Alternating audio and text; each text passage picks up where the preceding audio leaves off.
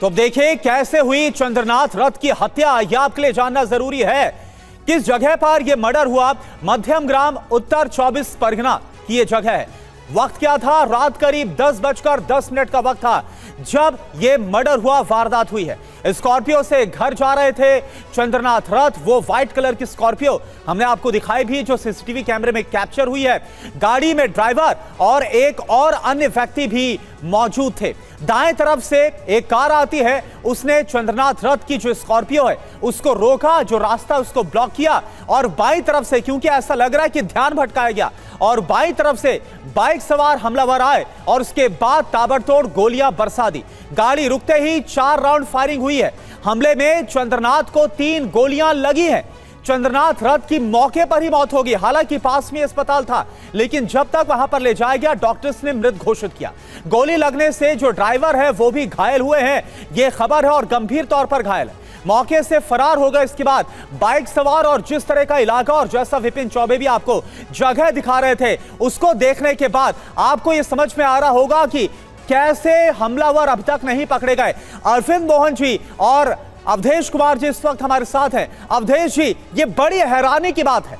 देखिए, 4 तारीख को जब नतीजे सामने आए, चंद्रनाथ रथ की हत्या से पहले ही टीएमसी और बीजेपी के करीब 5 जो कार्यकर्ता, उनकी हत्या हो चुकी थी अलग अलग घटनाओं में, और लगातार जो हालात हो बहुत संवेदनशील बने हुए थे, और अब इस हत्याकांड को अंजाम देना, ये कितना आपको हैरान करता है? नहीं, हैरान करने वाला तो नहीं है, क्योंकि पश्चिम बंगाल में जिस ढंग से राजनीतिक हिंसा का दौर है, और जिस तरह तृणमूल कांग्रेस की सरकार ही एक प्रकार से माफियाओं और हिंसक तत्वों के गिरफ्त में रही है, तो खासकर 24 परगना का क्षेत्र है जो आप कोलकाता से आगे जाएंगे, और वो बांग्लादेश से लगा हुआ इलाका है जी। और वहाँ पहले भी हंगामा हुआ है। एक घटना जो आप चर्चा कर रहे हैं पहले वहीं घटित हो चुकी है, तो इसलिए उस क्षेत्र में उनकी हत्या होना ये बड़ी घटना जरूर है।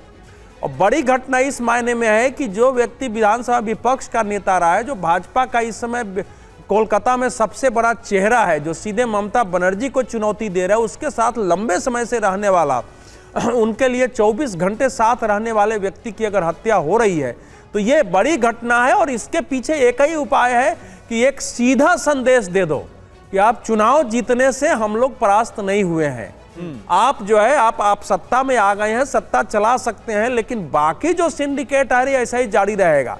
दूसरा, जो नीचे स्तर के लोगों में एक माहौल बना हुआ है कि सत्ता बदल गई, हम कुछ भी कर सकते हैं, कानून व्यवस्था स्थापित हो गई है, उनके लिए भी एक मैसेज है।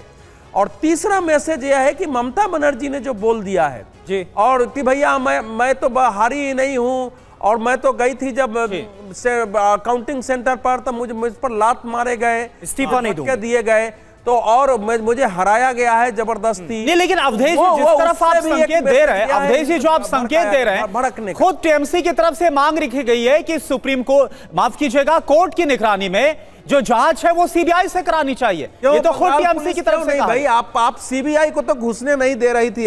आपने विधानसभा में प्रस्ताव पारित कर दिया कि सीबीआई की बंगाल में एंट्री नहीं होगी, क्योंकि जो उनके साथ कॉन्ट्रैक्ट है हमने खत्म कर दिया है। केंद्रीय एजेंसियों पर हमले करना अगर जांच के लिए चली गई है, तो आज अचानक, कल तो वो कोर्ट पर भी, परसों प्रेस कॉन्फ्रेंस में तो कोर्ट पर भी हमला कर रही थी कि मैं तो कोर्ट गई, कोर्ट ने भी हमारी बात नहीं सुनी, इलेक्शन कमीशन। ठीक बात है सर, ये राजनीतिक आरोप प्रत्यारोप अपनी जगह हैं, लेकिन ये बहुत बड़ा हत्याकांड है, और वो भी तब जबकि लगातार पोस्ट पोल वायलेंस आप इसे कहें, या फिर खास करके नतीजों के बाद जिस तरह से हिंसा का एक दौर देखने को मिल रहा है, अपने आप में ये बड़ी कामयाबी थी इलेक्शन कमीशन की कि चुनाव इस बार जिस तरह से कराए गए उसमें हिंसा उतनी देखने को नहीं मिली।